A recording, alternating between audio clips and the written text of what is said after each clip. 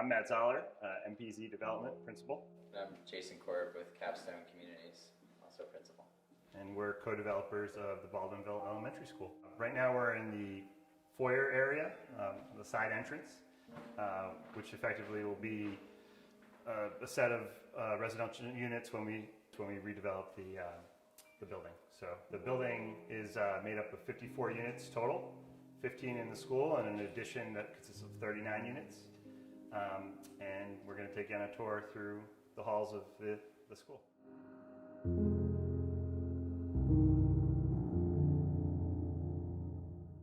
So we are currently on the first floor of the school. We've just passed through the foyer and entered the hallway. What I think is really great about these projects is that we preserve the existing character and nature of the school. So above us is a tin ceiling that we'll either try to save, and if we can't, we'll replicate it. We also maintain the hallways as they currently are, as you see them. So you know you're walking through a school, even though the use has changed into apartments. The look and feel of the school still exists. The openings for the classrooms will remain where they currently are as well. And so those will be the openings or the doors into the apartments. We're using various different forms of subsidies to help make this project financially viable, two of which are state and federal historic tax credits administered by the National Park Service and by the Mass Historical Commission. And their rules in order to access those subsidies require that we do a lot of these things which we think are really beneficial to the project and create a really excellent living experience. We'll look to preserve the flooring that's underneath these tiles. If there's hardwood flooring, you'll see it in some of the classrooms that we go through, and also the tin ceilings. So keeping the character of the building is essential to securing the financing that Jason described. Now we're standing in a classroom on the first floor, which will become one of the units. Some features to highlight are the tall ceilings, and then the blackboards that were here will be preserved. Also, typically we place the kitchen right about here, and then the rooms where the living area and the bedrooms against the window wall. I would also say what's unique about this school in particular is the wall of windows. The windows here are very large and spaced very close together. So while we typically see, if you look at the old school building across the way, really great fenestration in school buildings, here you have amazing fenestration, right? You have lots of openings. So we're currently on the first floor again, and we're located in the stairwell on the opposite end of the building from the foyer, main entrance. We are retaining both stairwells. They obviously have significant historic value to the building. Lots of people probably remember going between classes or visiting different areas of the building, and the stairwells is where you run into people.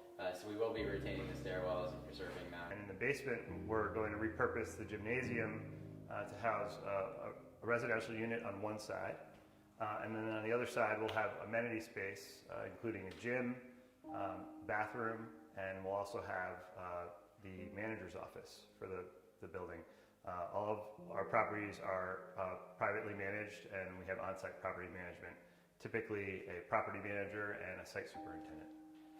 Now we're standing on the second floor of the school, and we're at the end of the hallway at the first stair, the entry stair, and we're standing in front of what was formerly the bathrooms for the school building. What we're doing here is we're converting those bathrooms into a connector, which will connect to the additional 39-unit addition that we're building as part of the project.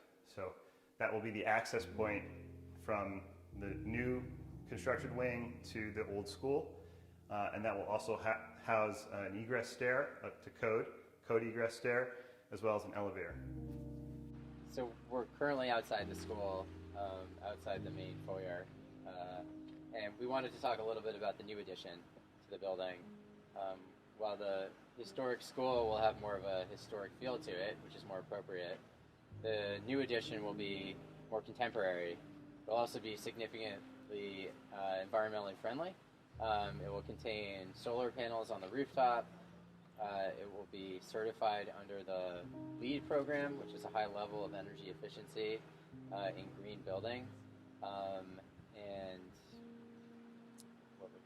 we have Fully accessible. fully accessible, and there'll also be laundry rooms on each floor as well. So while the apartments will not have in-unit laundry, every floor will have a laundry room. The project is intended to house families, so obviously being able to do your laundry in the building is extremely important. The apartments themselves will be fully amenitized. They'll include a refrigerator, dishwasher, stove, microwave, disposal, really contemporary finishes and fixtures. We really feel like it will be the highest grade rental property in the area, not just in Templeton, but really this entire region. So Yeah, because we typically like to build things that we all want to live in ourselves. So we're really excited about bringing that to Templeton. And also we should mention that the new addition, which will be here, as Jason described, will connect to the school building and offer access and egress for the school, as we discussed up on the second floor. So the elevator will be in that connector, as we call it. the main entrance to the buildings themselves will be through that connector. Currently standing a little bit away from the school, the new addition that we've been describing will kind of end right about here. We might continue a little bit further.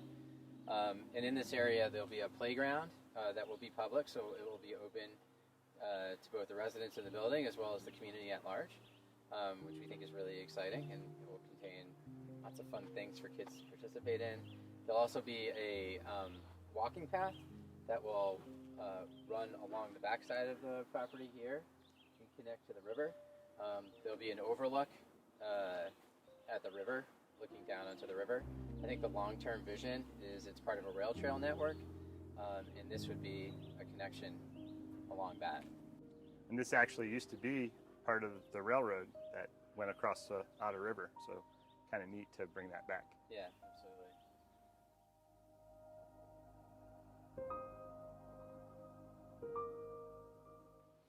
Do you want to just say what your names are again, just so that Sure. we can get it on video? Sure. Jason Korb with Capstone Communities. And Matt Zoller with MPZ Development. So we just have a couple questions for you. We're not going to like bombard you or anything. worries. We wanted to start with what you think the general timeline is going to be once you start on the construction process. How soon do you think it could be completed? So we do have one or two more steps before construction starts. We will be applying for state funding, our second time in. The applications are due at the end of September. So if the state funding is awarded, and that's not guaranteed, there's a lot of competition for state resources right now. So if we are awarded the state resources, then we could start construction probably in late spring, early summer of next year, and construction would take 18 to 20 months. What are the top reasons, I guess, in your opinion, for affordable housing development, especially in like a local, like small community like Yeah. this? What? It's a great question, yeah. And actually why we do this work, it's because people need a safe, secure place to live, and everybody should have access to housing that's affordable at their various income levels. What we've realized in looking at Templeton as a community is that there is a lack of rental housing, and so we feel like this project will be extremely beneficial to the community. It'll allow folks that are aging in place to move to a smaller, more manageable unit that has meets their needs. They won't have to be overhoused in a big old house. It'll be opportunities for families with children to have a safe, secure place to live with a place to play. We just wanted to make sure we were offering something to the community at all income levels. This is a mixed income development. So we are meeting various income thresholds, but also market units as well. Just to add what Matt said too, I think speaking for both of us, we passionately believe in this work. So, life is ultimately short, and it's like, most of your waking hours are spent working, right? And it's like, what is the lasting impact that you want to make on this world? And, we really deeply believe in building affordable housing. We think your home is sort of your foundation for your life, Like, if you feel like you have a safe, quality home to live in, then that leads to a lot of different successes in life. So it's really rewarding. It's very, very rewarding. It's amazing. Is there a set figure you need to reach to begin the project? I know you've been asking for funding from the town and from the government. Is there, what's the exact amount that you need to start this? It's a complicated question.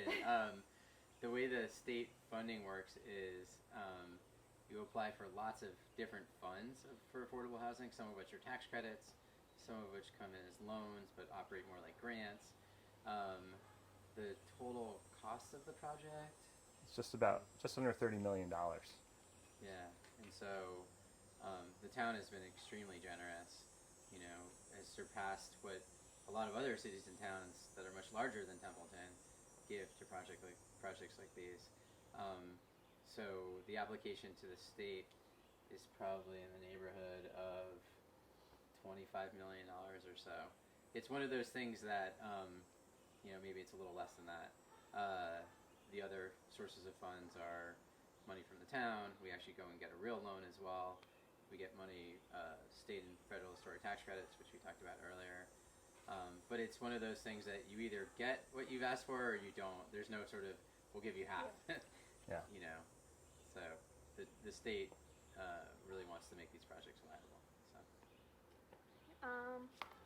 Why should the citizens of Templeton care about an affordable housing unit in their town? What's the driving force there? Why should they pay attention to this?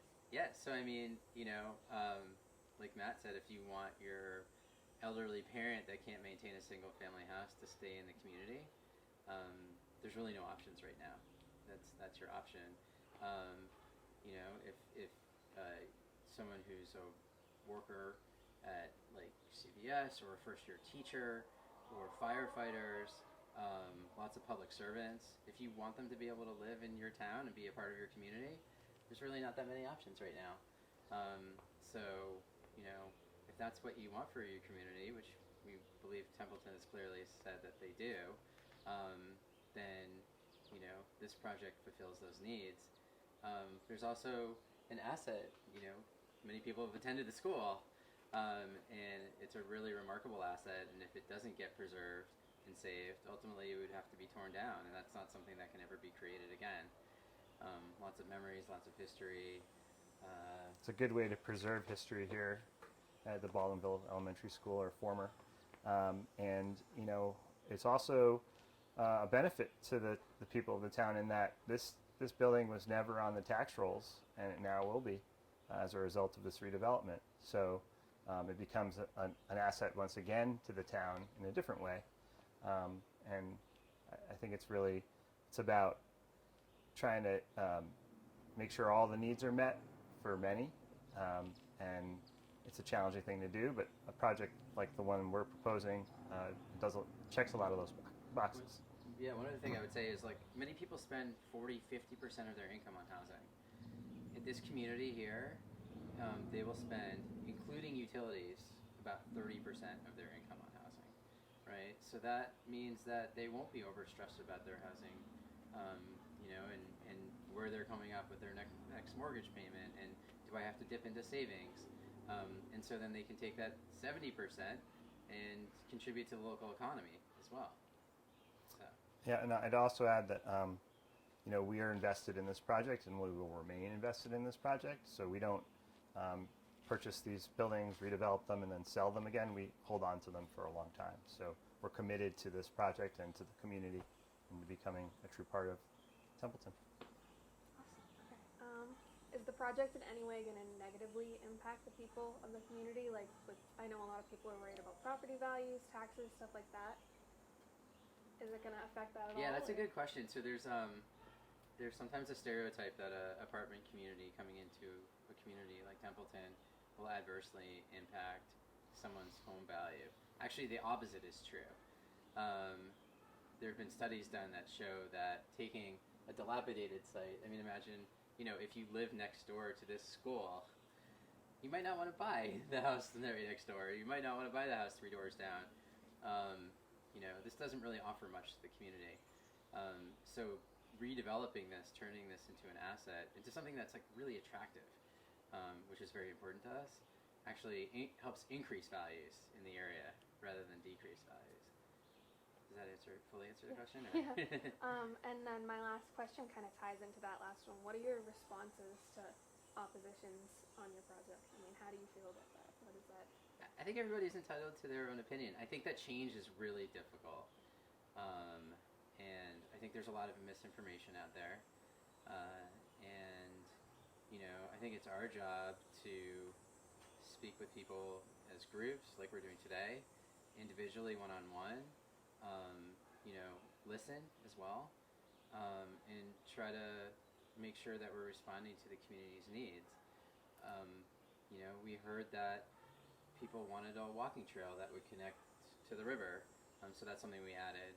We heard that there's really not a whole lot of places, a lot of playgrounds in the area, and so we added a public playground. It's really about listening and having a dialogue. And creating something that's going to be lasting, like the school was, but re-envisioned. So I think it's really a testament to the community for coming out and supporting something like this. And as Jason said, if there's opposition, we want to hear that too. This isn't just our way or the highway. This is a community process, and we're looking for input, and we've gotten that input and feedback, and we've tried to incorporate it into what we're creating here. Change is hard, and I think that's understandable. And I think that when people actually see if this gets developed, I think people will be really proud of it. So you were denied something from a state agency. Can you explain that and why you think that happened? Sure. As we kind of mentioned, there's a lot of competition for affordable housing across the Commonwealth, and there's only a finite amount of resources. And so, we were sensitive to that, and every single one of the projects that gets submitted is an excellent project. So the way we look at it is, we might not have gotten funded the first time, but we're going to have another opportunity to bring this project back and ask for those limited resources again. And we think that, we hope that we get awarded, but it's, communities like Templeton that come to the process and offer resources and say that they want what we're trying to do, that makes these projects a reality. So I wouldn't say that we were denied. I just would say that, we are just waiting our turn, and hopefully that's coming up soon. It's not uncommon to not receive funding in the first round. Yeah. It's actually very common to not receive funding in the first round.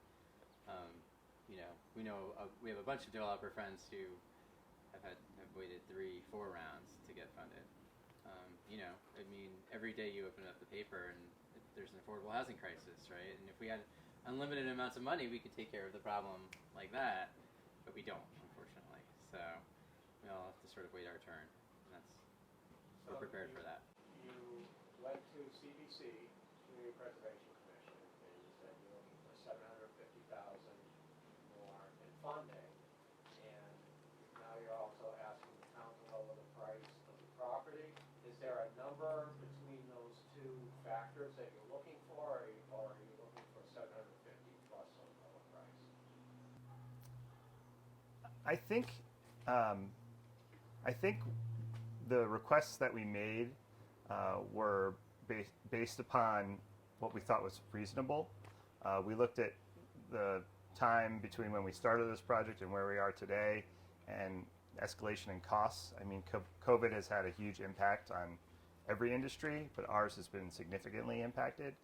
And so, as we look at the resources, holistically, and how much the project costs have increased, the requests that we've made, the additional requests that we made, we feel like are in line with where we began the project. So it's basically a cost escalation, and we're trying to account for that. So There's also not a bright line test. So going back to what I was saying just a minute go about funding and state funding, the more we can show the local community providing funding and more funding, it's a signal to the state that says, well, these guys really want this, versus another community that may not have contributed additional money. We realize it's a big ask, and we don't take that for granted, and you know. So you're looking for a total of 750 between what? No, I think they're discrete. They're discrete. Yeah, they're two separate asks. Yeah. Yeah. So So there's- 750 plus whatever. Yeah. the town can provide for Yeah. target cost. But again, there's no bright line test. So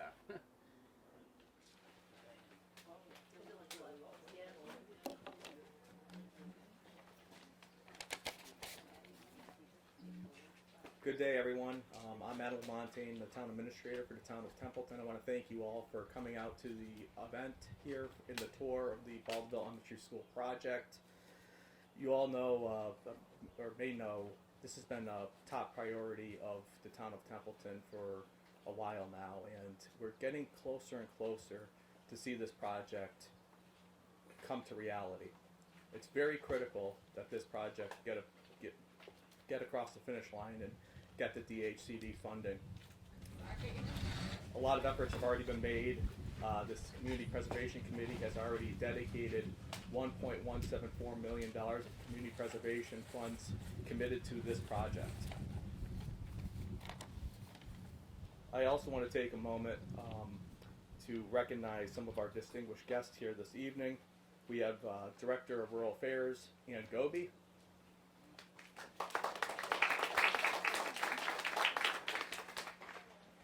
We have Representative John Slotnick. We have Chair of the Select Board, Mike Curry. We have Chair of the Community Preservation Committee, John Henshaw. We have the excellent developers of the project, Matt and Jason over here, so thank you. And I do have a few more distinguished guests I would like to recognize. First is a person I rely on a lot is my Assistant Town Administrator, Holly Young. Then the person I probably rely on second most is my Director of Public Services, Bob Sozik. And then who I'm always calling, it seems, to see what's going on with the Community Preservation Committee, Conservation Matters, our Administrative Assistant Conservation Agent, Jess Case. Now I'd like to recognize our other members of the boards and committees within the town of Templeton. We have Steve Skorko here, the chair of the Historical Commission. I'd like to thank Steve. They spent a lot of time on this project in addition to community preservation with the Historical Commission, so I know the developers here as well working closely together. Also from the Historical Commission, who's also on the Community Preservation Committee, Mike Dixon.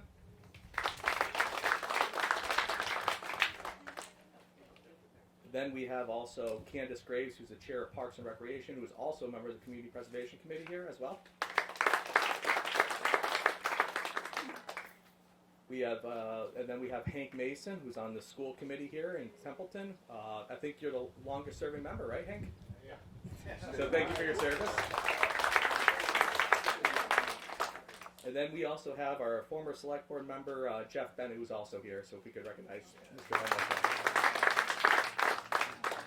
So with that, I want to introduce, we miss her a lot as senator, but we're so happy in her new role as Director of Rural Affairs, now Director Ann Goby. But we miss you as senator.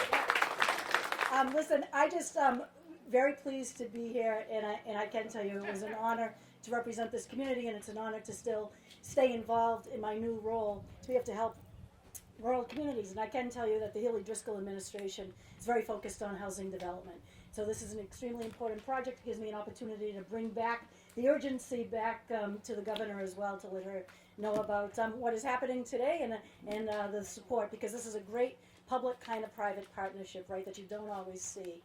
And it happens because the folks in the community want it.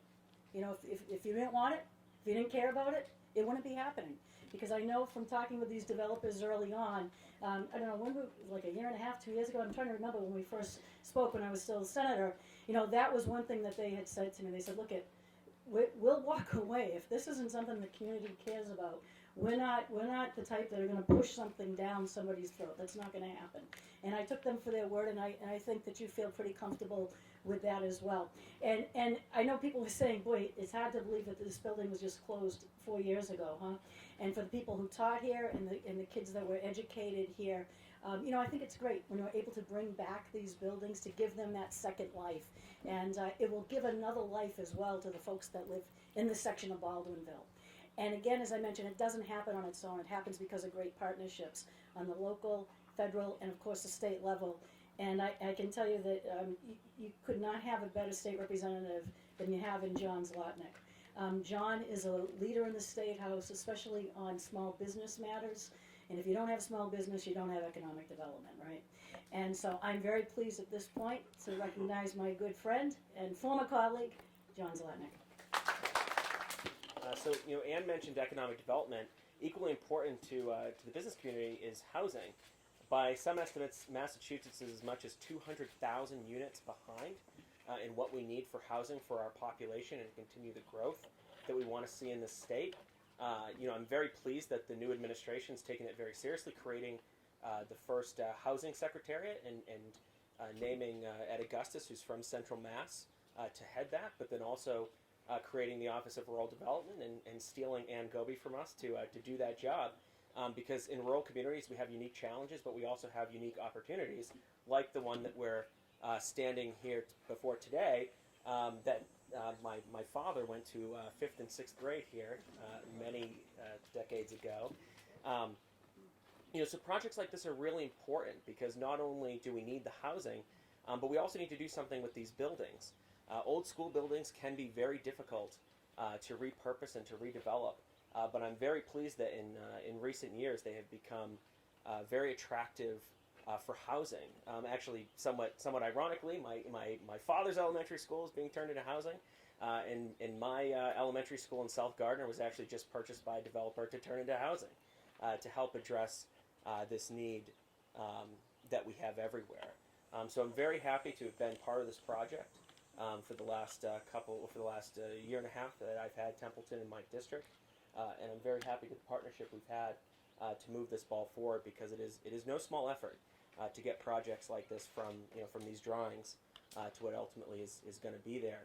And like I said, there's some 200,000 units we're behind. You might be saying, well, this is 50 units. That's a drop in the bucket, but it's going to mean the world to the people who are able to live here. So like I said, I've been the rep for Templeton since the last redistricting, so the town kind of inherited me. But I will say I was incredibly welcomed, and one of those people is our next speaker, Mike Curry, who's tried to get off the select board, but the town wouldn't let him. He's stayed on to help us out. But he's been a great partner of mine and very important in welcoming me to town and getting me up to speed on everything that's going on here and all the needs and all the projects. So Mike, next speaker. Thank you. Good evening, everybody. I'm Mike Curry. I'm the chair for the select board. I want to thank John. We're actually just standing over admiring the school and how we think it's weathered over the past 4 years. And a joke came to me, and I said, I think I'm going to go with that. So we're walking around, we're looking at all this, Matt warned us about some of the graffiti in there, a lot of text, few pictures. I started to pick up on something, and then I noticed how appropriate that the graffiti was grammatically correct. I couldn't believe it. So I think that's a pretty good omen for where we're headed here. We'll take care of the graffiti in time, but you're really coming. There are a couple groups and people. Director Goby, we're so glad to see you back in whatever capacity you serve for the state. We're happy to see you. We're happy to see you re-engage, stay engaged. It's just a great thing to always see you. And John, match made in heaven. We're glad that we inherited you. So thank you. MPC development, capstone communities, benchmark strategies. We are very happy that you came and made this possible today. And everybody else that came out today. Adam and I, we weren't sure what what social media was going to bring us and otherwise, but we were very happy to see all of you out here. I got to shake some hands. We got to talk about the horses that I have over on Hubbardston Road, how my wife, whether she does Western or English. So it was really nice to get to see some of the community members out there. But we're here to talk about this project. And there's really two words that come to mind as I think about this project and really wanting to see it to these beautiful renderings and otherwise. It's strength and momentum. The strength in the community is what we've been able to very emotionally keep it going. Every couple weeks or every couple months of the select board, we have to sometimes take a look at our housing situation, and we have to take a look, Damiel Properties, that's an affordable housing in town. And when people move out of there, the town hasn't had the resources. We're getting there, but the town hasn't had the resources to keep the pace of our affordable housing up with the needs of the community. We've been working on that, but it's the strength of trying to keep this project and the reuse of this building. It's so important for us in Templeton to say, taxpayers funded this. They made the decision to create these buildings years and years ago. We want to carry on that legacy. We want to make sure that not only are we looking to the future and spending their money appropriately and smartly, but we want to use the money that was spent prior for good use. If it's not a school anymore, it's going to have another life. Some of the pictures that they brought of Bridgewater, all of these projects that have met success. They've been properly funded. They've had the community support. They're beautiful. Can you imagine what Baldwinville is going to look like once this project is done? All of the different green spaces that Matt is talking about. It's very exciting. But we've got to keep the momentum. That's the other word. The momentum, that's why we're here tonight. We got to make sure that we stay on the team. We've got to have the right information to put in front of the voters when community preservation basically meets and says, you know what, we've got to keep the momentum going for this project. We've got to, even if we have to ratchet it a little bit and explain these different setbacks, we've got to carry on the momentum so we can bring this project home. So I'd like to bring up John Henshaw. He's the chair of the Community Preservation Committee, and very, very central to be able to bring this project to conclusion. Without this Community Preservation Committee, we would not be here. We would not be able to reuse a beautiful building like this for something even more beautiful, is much more governor aligned, and I love how that's one of her top priorities for community housing. John? Hey, thank you, Mike, and thank you all for coming. The Community Preservation Act has been a boon for Templeton. That's allowed us to pursue historic preservation, community housing, open space, and recreational activities. And so this project embodies two of those things. It's a historic preservation project. We're going to be looking to save the old school, which otherwise we would be responsible for tearing down if we couldn't transition it to the private sector, to a tax-paying entity that would be creating affordable housing, another leg of the Community Preservation Act that is so important to us. And there is an open space component as well in recreation. We've also got the Riverside Park down below. So we have some resources that the town hasn't had historically to do some things for the community, and it's very important to see the community.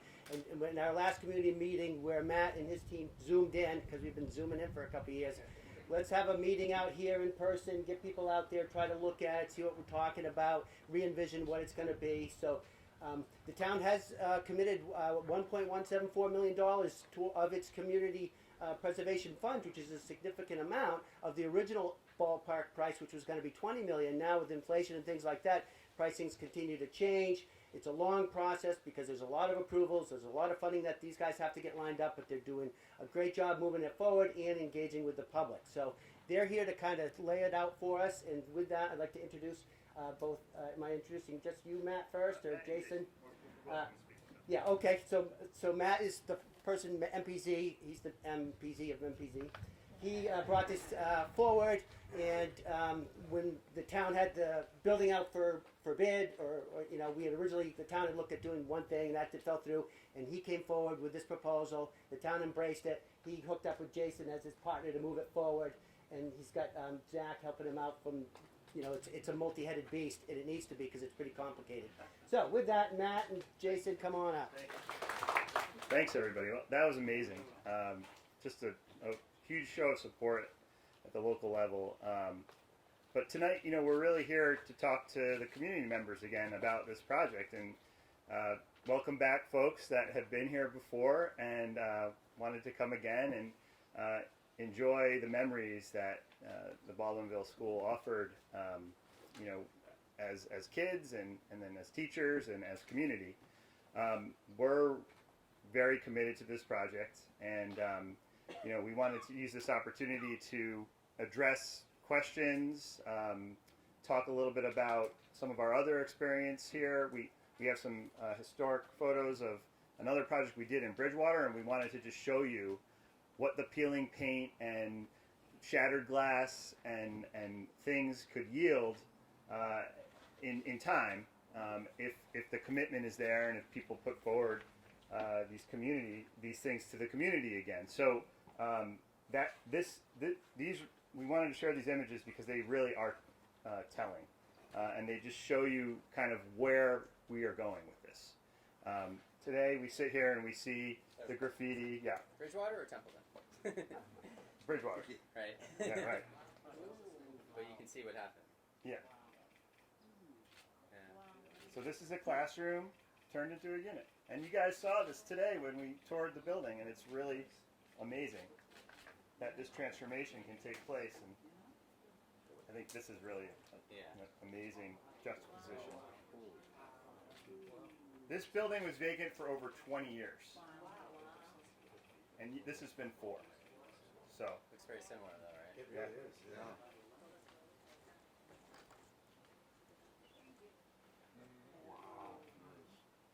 We'll put these up too. Yeah. Everybody can look at these for longer, but we just wanted to give you some context because, we don't want to come into this community and just say, yeah, we do this. The truth of the matter is we love to do this, and it makes a huge impact. I mean, this is, night and day. And so that's what Templeton is going to have as a result of this project. And I think it's worth every penny. And Jason and I are passionate about this work. We do this business not because we make a lot of money, because we don't. We do this because we enjoy it, and we feel like every community needs to have mixed income housing to make a difference and to provide for the community for the long term.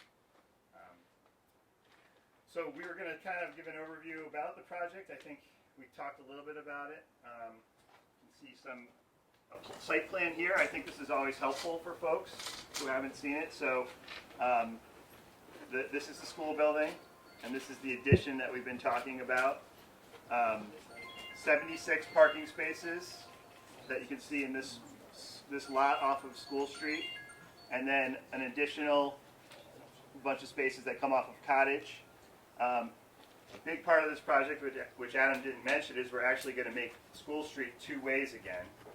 The town is going to fund that with community development block grant funds, which we're waiting to hear about, which is another exciting element to this. And there's been water upgrades in the street, and the site is ripe for this. Some of the amenities that we talked about, so that walking trail, we're all sitting here, which is great, so we can really envision this. It's going to come around the back of the site and then go out to the former railroad abutment that's here for a nice lookout over the river. It'll be beautiful in the fall and the winter time, and that's a community amenity. We're also going to create a playground just over there because this is a family development. So that'll be there. And this is Deb Meyer's plan, and I want to just recognize her. She's the landscape architect. And so we'll also purchase 12 School Street. We have a commitment to purchase that. We have an agreement with the owner there, which unlocks this whole parcel that goes all the way behind the fire station. And then the knuckle of the building, which we talked a little bit about, will be an amenity for the residents. And it will be all accessible, all ADA accessible over the entire site. We've also been talking about using some of the spaces on School Street as overflow parking, but we'll share that with the residents that currently live in that building. I just wanted to show some of the renderings. This is Matt Murata, the architect. Thanks, Matt. I just like to say everyone's been talking about the historic nature of the school, which is very important. But not only is it historically important, it's sustainably important. The most sustainable buildings are existing buildings, and that's what this project is going to represent, right? A very sustainable project for your community as well. And oftentimes when we come in and do these historic buildings, there's a lot of care in taken regarding the historic nature of the school. So as you can see here from the view from School Street itself out in the front, the school is the primary focus, the historic school. Our addition in the building is meant to look like that, an addition to the school that's tucked away in the back that takes a second stance to the school itself. But Matt was mentioning the community space that we have in the center. We feel that that's super important in these developments, a social space where everyone can come and be and hang out and interact. And it allows us to deal with this crazy grade change. Shout out to Deb again for dealing with this, which is really difficult in these historic schools, is to get these places accessible for everyone, which is why we also utilize, we've been talking a lot about the knuckle itself.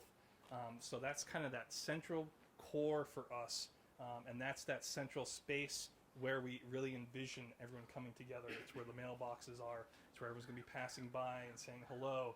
That's why it's adjacent to those exterior courtyards and social spaces.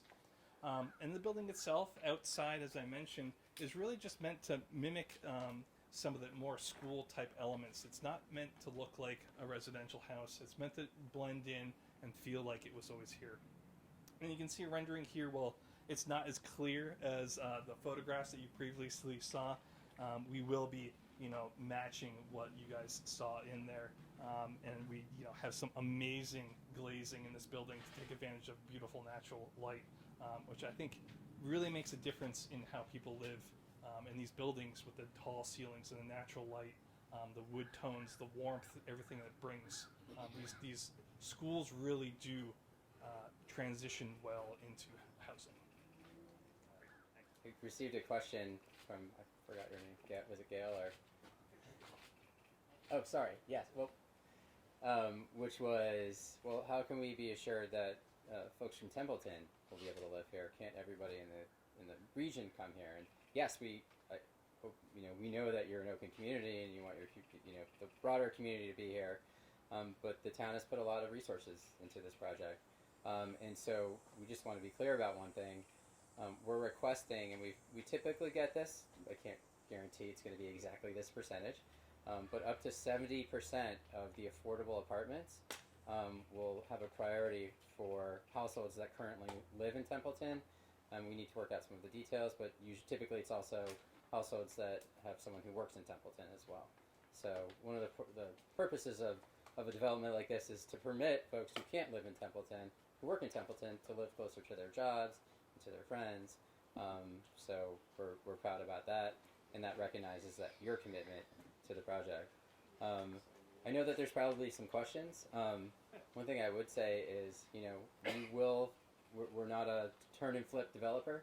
The financing programs that we are required to use here require us to own the project once it's open for at least 15 years.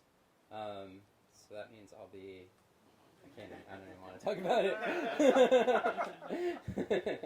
it. But in all seriousness, when you think about like selecting materials and making decisions, we're not just thinking about today, or we're not thinking about just 2 years from now, we're thinking about 15 years from now, 20 years from now.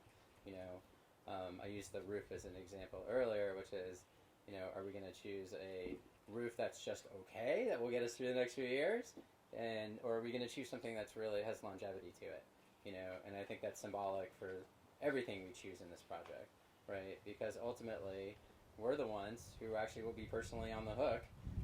One of our potential investors is standing in the back who can attest to this. We will ultimately be personally on the hook for making sure that things get fixed if they break. So there's been a real seismic change, I'd say, in affordable housing over the last 40 years or so. A move from urban redevelopment back in the 70s and the 60s to really high quality affordable housing, both by nonprofits and for-profits, and housing authorities have all done really great work, and we're really pleased to be a part of that. And having someone personally on the hook financially is the best way to ensure that things get built properly and are maintained in the long run. So I would just make that comment. So we're here and we're committed to this, and we really enjoy it. So we really enjoy this work most of the time.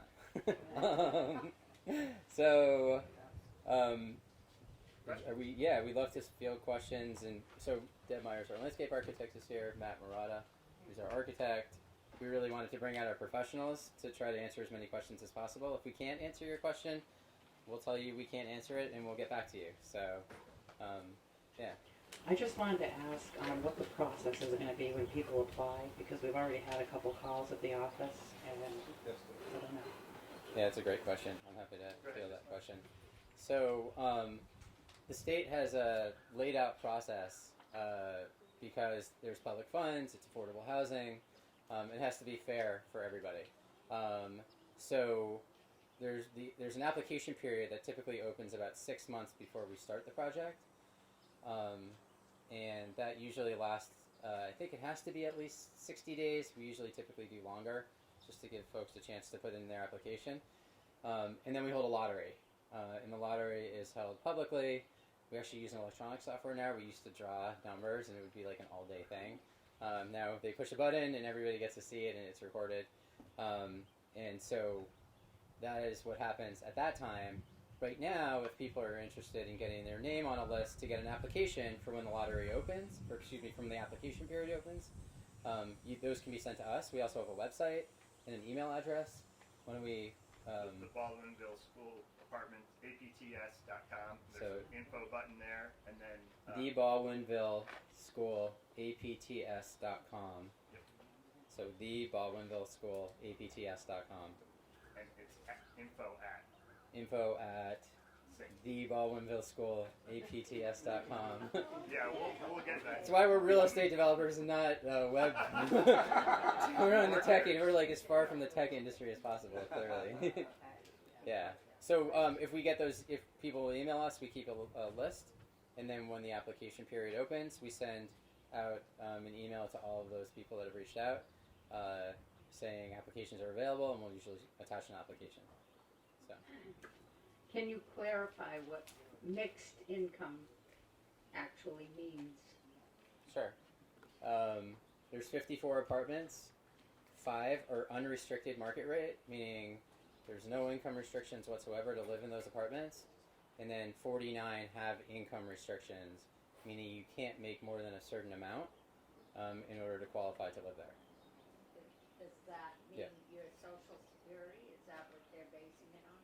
No, so it's you know, I have to look again at whatever a first year firefighter or teacher makes in town. Usually those are the folks that qualify for those types of apartments. So Social Security though would count as income. There's a sort of a million sources of income, from Social Security to 1099 income to W-2 income. So all of those sorts of things. Everything gets taken into account. If you have a lot of assets, someone asks, well, what happens if someone makes very little income but has a lot of assets? Can't they qualify as affordable? We impute income off the assets as well. So no one can get around that. Does that answer your question? Yeah. Okay. When do you predict that it'll be done? Like, when people can move in? I guess I have a mic, so I'll keep answering. Okay. That's a really good question. So if the soonest that we could start, if everything goes perfectly, and to be clear, we still have one more significant funding application in front of the state right now, and those funding applications are extremely competitive. So we applied in the last round. Unfortunately, we were not funded. I think there's a pre-application. I'm going to answer your question. There's a pre-application process, and you have to get through that, which we did in the last round. And then there's a full application round. In the pre-application round, I think there was 100 and something applicants. We made it through to be in the top 50 applicants. They only funded 25. So now we're in the next round again. That's more competitive. So my point is, if we do get funded, and it's still an if, and everything all the words we've heard today, all the local support is really crucial to hopefully getting funded. And we were able to start maybe next spring, so spring of 2024. We'd probably be finished at the end of 2025. So people would move in at the end of 2025. Yeah. Thank you. Yeah, thank you for asking that question. Hi, you mentioned roof earlier, Yeah. and when I went to Narragansett, that was a school with a flat roof. This school has a flat roof. What are you doing to prevent leaks? Because I can remember when I went to Narragansett, we had buckets all over the floor in the corridors because the flat roof leaked. Is there some special process these days to prevent a flat roof from leaking? Want to answer that question? I will say we always get a 20-year warranty on the roof, which is very important to us. But It's a great question, and a lot of the it's deferred maintenance usually that ends up making leaks. But we do take great care when we're designing the buildings and redesigning a building to look at all where the weak spots were. We'll actually be putting most likely rigid insulation on the roof itself, tapering it if it needs to go to drains, making sure the drains are all sealed well. And then, as Jason was saying before, the products that we use have 25-year warranties, and they're tough, durable. They're not not saying that we didn't use durable products in the past, but it's really about the maintenance and warranties and keeping on top of the building itself. But in general, I think that you'll see that that we take great care in making sure that the building won't leak again. That goes from not just the roof, it's the windows, it's the flashing, repointing the brick. It really gets a whole makeover. What is included in the rent? that's a great question. Go ahead. Yeah, sure. So, all utilities. So when we come up with a rent number, let me rephrase this. We're given a rent amount based on the affordability level of that apartment. So just hypothetically, saying the gross rent is $1,000. Okay, we submeter electric for the school building. The school building has gas, so gas, heat. I think that's it, right? So you get what's called a utility allowance. So because the resident pays those expenses themselves, the $1,000 comes down to like $850. Okay, so really it's if you look at the gross number includes all utilities except for like cable and internet. Does that answer your question? In these particular buildings, we submeter electric. We think it's really important to submeter utilities, primarily because if you don't, people tend to be more wasteful. Just electric here. Yeah. So in these buildings, it's just electric. So, yeah. The new addition is entirely electric. It's an entirely electric building. Unfortunately, the school building, because we can't, it's very difficult to insulate a historic building. If we made it all electric, people would be freezing in the wintertime. So. And will there be security? We'll have security cameras. So we have 60 security cameras in Bridgewater. We won't have like roving security, but we will have security cameras that record 24 hours a day. We will have on-site management, probably most likely part-time, so 3 days a week. And we'll have probably a full-time maintenance person here every day, 8 hours a day. So. And how many parking spaces per unit? Per unit, 1.42. 4.2. Yeah, something like that. 76. So 54. Does that include the? Yeah, right. That's just what's on site. That's just on site. Yeah. There's some additional spaces, as Matt mentioned, that we're requesting out on the street, but. Yeah. The housing authority owns them, and we're talking to them about how we're going to work together to use those as local funds.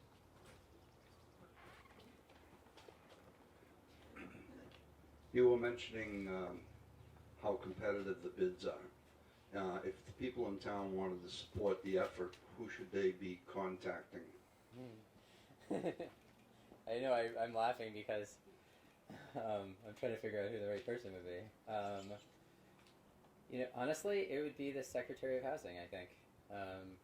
Yeah, Secretary Augustus, I think, would be the person, you know, certainly that office to reach out to.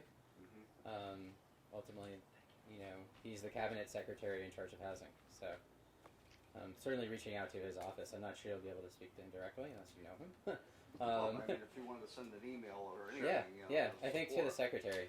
Yeah. I think to the secretary. Yeah, yeah, definitely. No, we appreciate that too. Thank you. Yeah, and as much support as possible. There's no such thing as enough support. So, yeah. So you mentioned internet and cable wasn't included, but is there any way that you could envision like Wi-Fi access, public access? Is that something you guys do? So, I can tell you, the issue I've always had with it is so many people work from home now, and if it were to go down and someone has a deadline, like being responsible for everybody's internet. I mean, we all rely on internet. Like, obviously, all of the apartments will be wired fully for internet. Cat 5, Cat 6 now. Yeah. But what's that? Mr. Curry said common areas, and I said maybe Yeah. gym for Yeah. gym equipment. Yeah, potentially the common areas. I mean, we did in Bridgewater. We did. In Bridgewater, we have the common areas have access, so we'd be happy to do that. Yeah, yeah. So, Is there a certain percentage of housing that's gonna be set aside for seniors? so that's also a good question that came up earlier. So either my understanding of fair housing and HUD regulations is that either the entire development has to be an over 55 or over 65 community, or you can't restrict it at all. There's a lot of fair housing laws. So because this is mixed, we have ones, we have studios, but we also have 2 bedrooms and 3 bedrooms. And this is a very family-heavy development, that we can't do that. But 1 bedrooms and studios typically go, not always, but a lot of the times will go to seniors. I don't know if it's a priority. I don't want to turn it back to you guys. You know, if that's a real need in the community, it may be able to be a priority. I'm not sure. We have to consult with council about that. But just like people who work in Templeton are a priority, you know.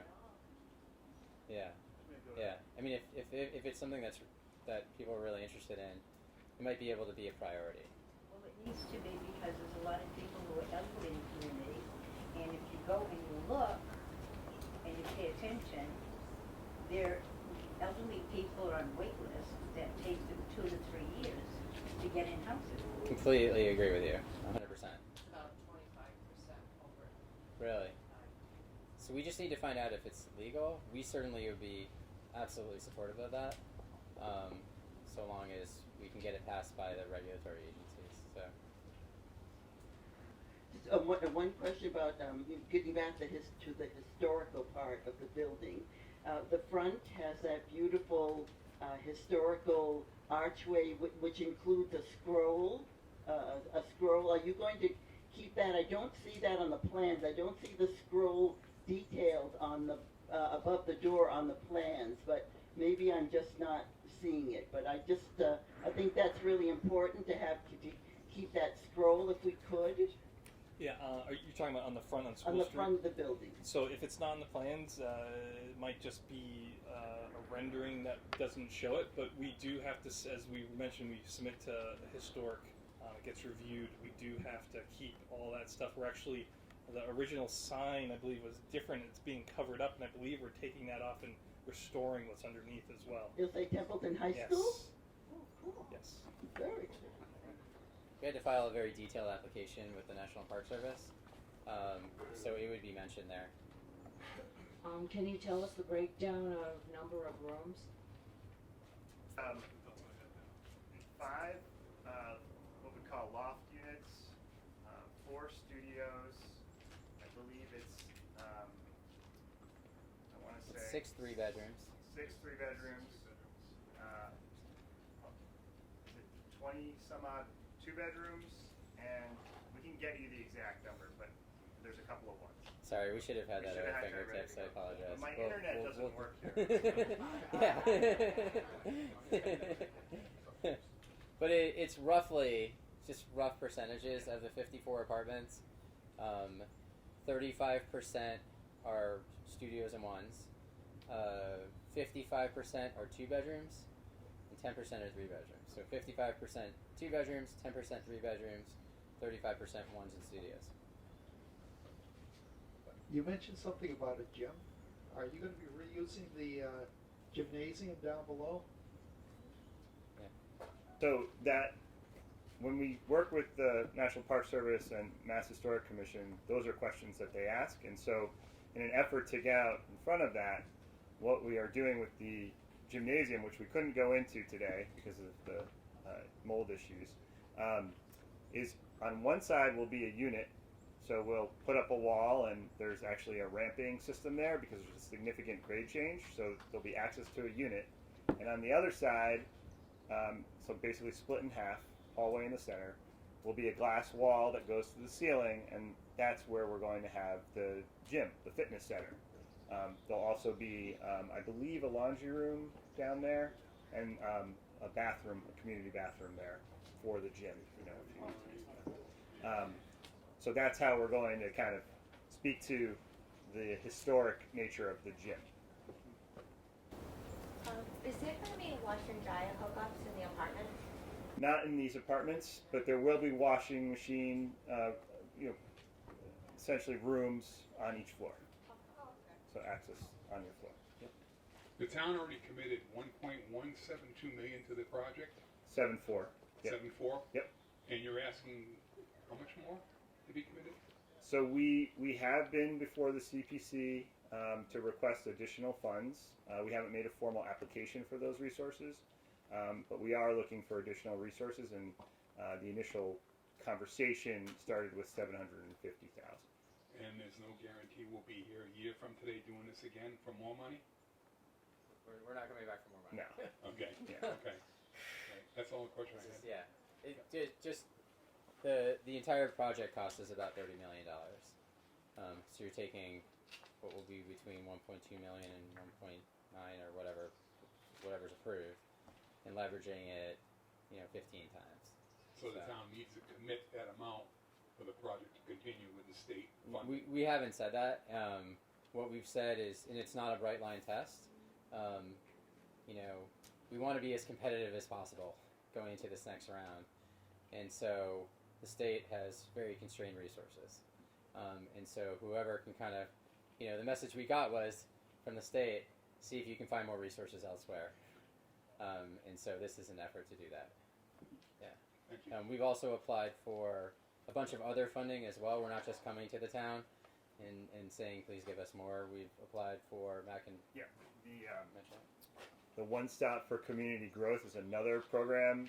It's an economic development program, so we've applied to that. We're also talking with the select board about lowering the purchase price. So there's other things that we've done. We're chasing other additional incentives.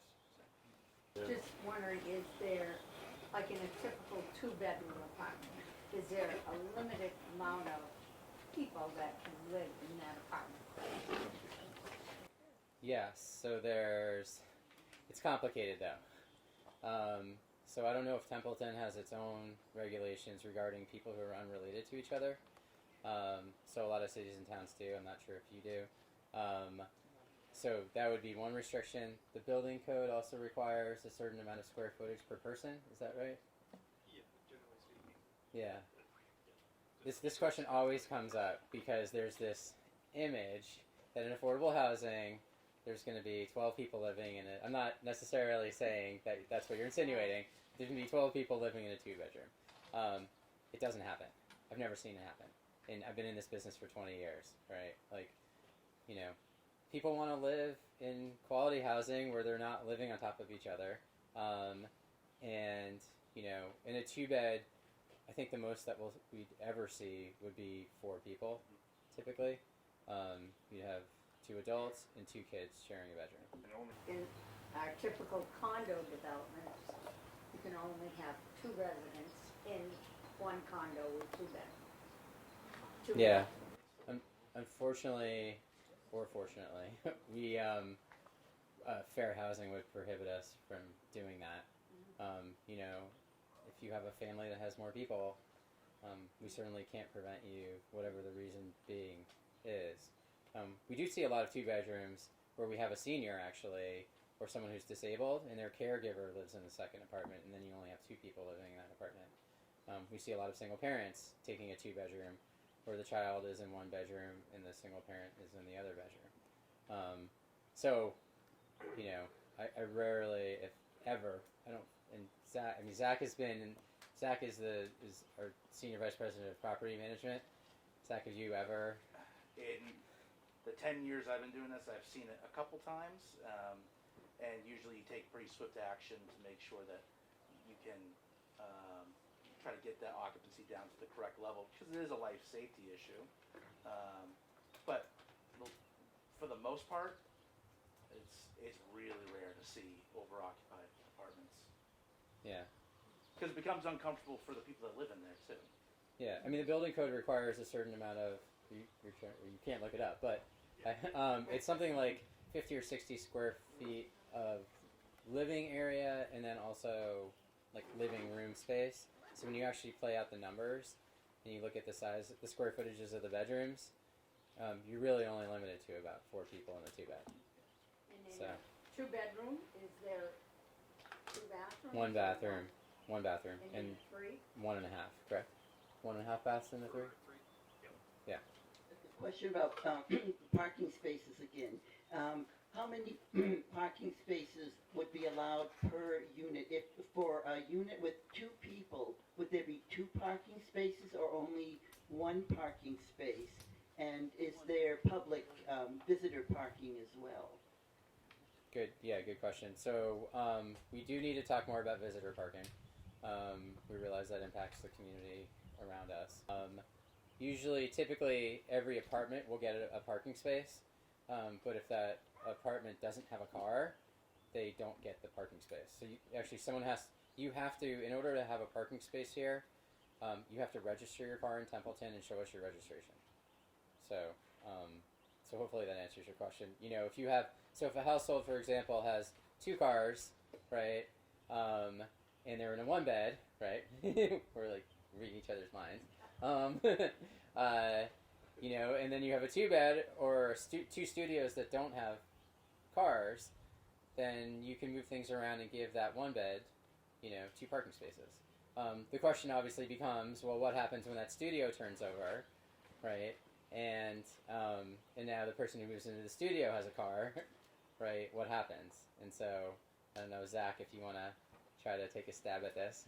Generally, it turns into a waiting list until a space becomes available, and then you go with you just go through the waiting list in order of when the name was received. It's being active in management, you know, not passive. You can't be passive in management in this business. It just doesn't work. I have a question about this building here. You said that it's electric, but then gas. You talked about the electric being included, but you didn't say anything about the gas. Who pays for the gas? The gas is central, so we pay So for the gas. Okay, that's what I Yeah. wanted to know. Yeah. Yeah. Because at the building over there, Yeah. there's no fire escapes because it's a historic building. We live on the 3rd floor, Yeah. and the biggest window is at the end. You can't fit anybody through there. If there's a fire, Do you have 2 internal stairwells though? yes, outside our door, you can go to the right Yeah. or left. But what if you're in your apartment and there's a fire in front of our door? How do you get out? So I can't comment about your particular building. Well, it's historical like this one. but I can tell you that our building, I know yours is, I don't know exactly what year it was converted, but like I It can was a say, school. sure, no, School. absolutely, but we're governed by the building code in effect right now, you know, which does require, I don't know if your building is sprinklered. Yeah, so our building, so that brings up the differences. Our buildings won't be entirely sprinklered. Central fire alarm. Yes, central fire alarm. Maybe Matt, you could. Yeah, it's a really good question. Yeah, no, and so while we are a historic building, we do need to meet building code. We do add sprinklers to all the units, the corridors. We do have 2 central stairs in the existing building, and then the new building itself will also have 2 stairs.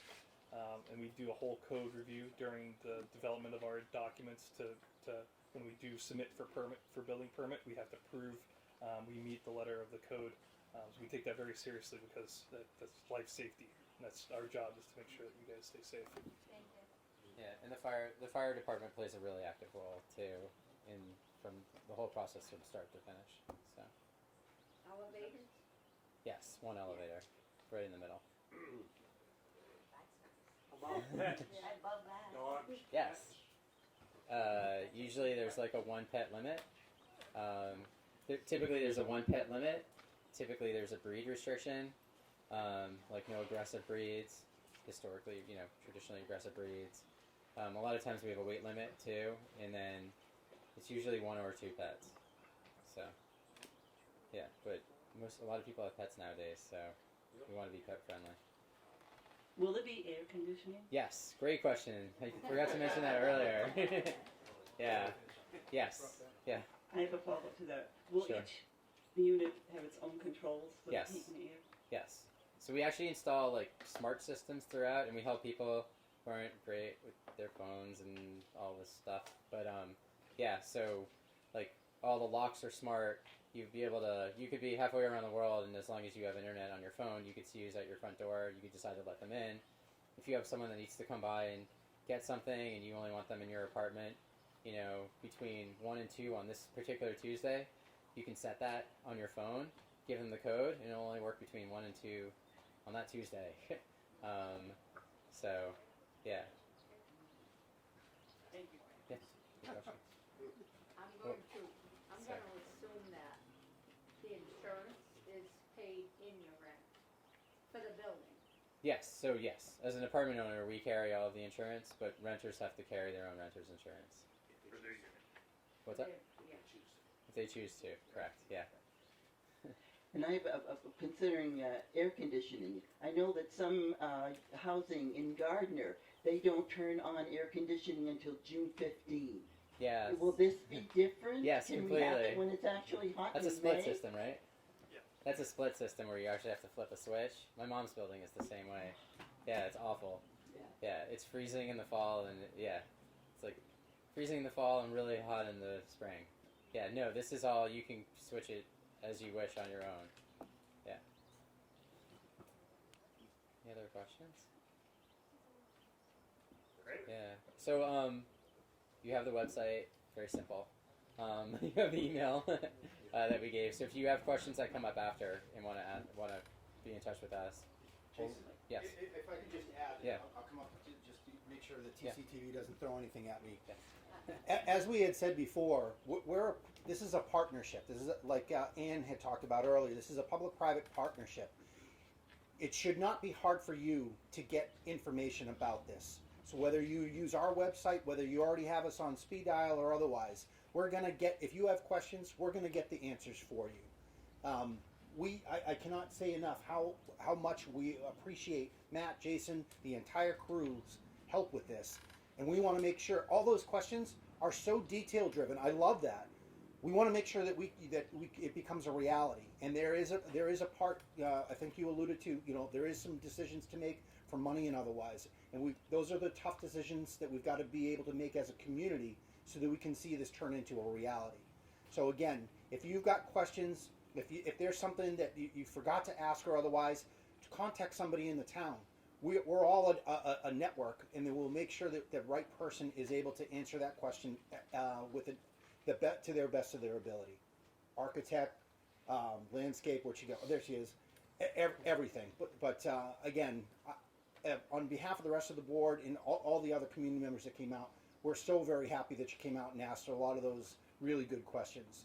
And again, thanks for all our partners for that. I really appreciate it. Thanks. Thank